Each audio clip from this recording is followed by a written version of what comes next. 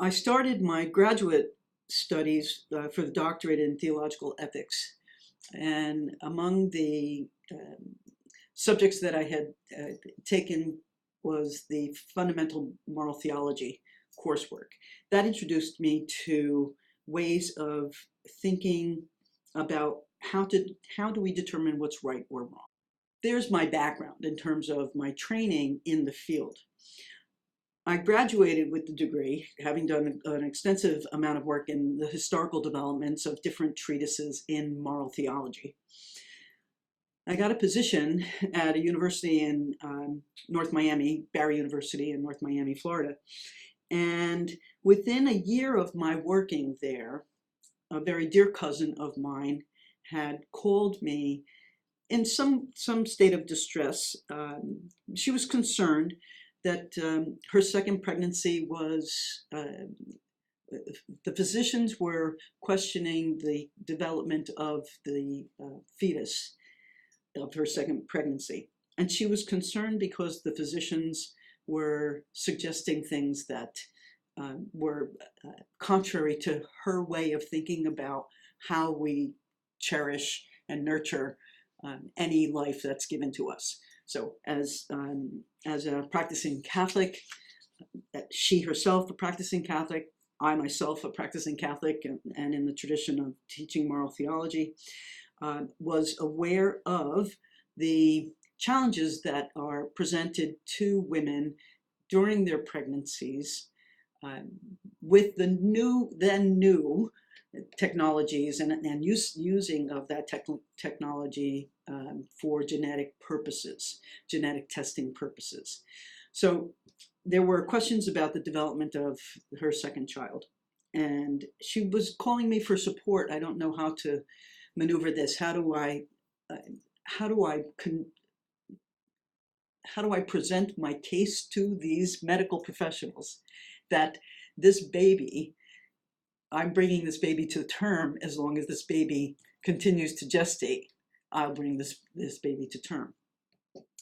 So with the questions that she had been asking me and my work in bioethics and teaching and doing some research, I began to realize that there were prejudices among the medical professionals, prejudices against people with disability en masse.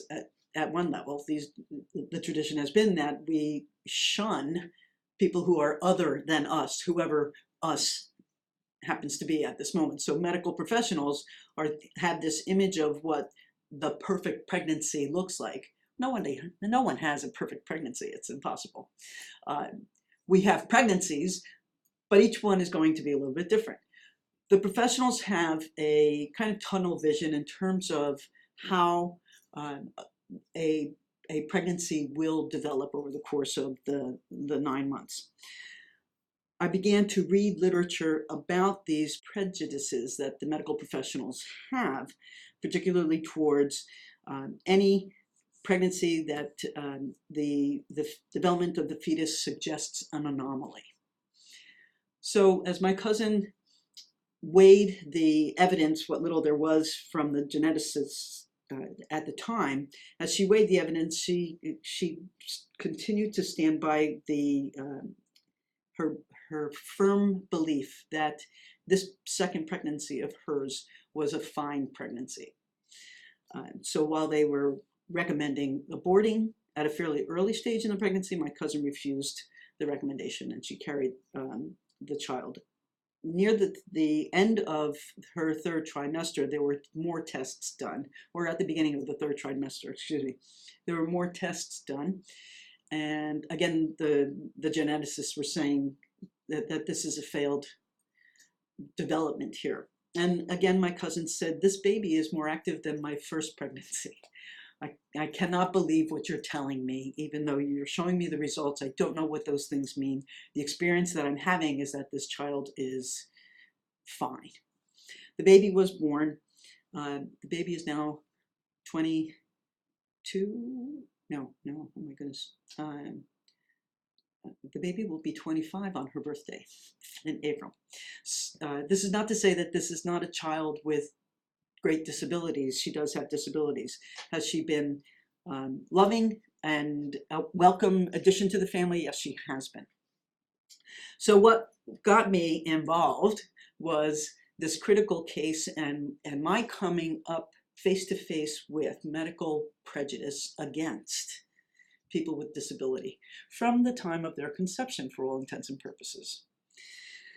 So that's where the involvement is. The challenges, of course, to those presumptions that this is a failed, that this child will be a failure should you bring this child to term.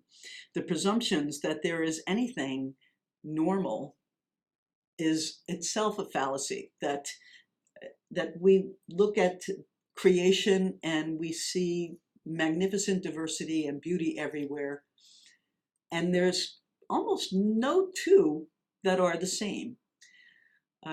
So there's this question that I have about normalcy is one that I bring back to the professionals who want to suggest something like these tests indicate a failure in the development of this child when this child is thriving to the extent that she can. She's a happy child.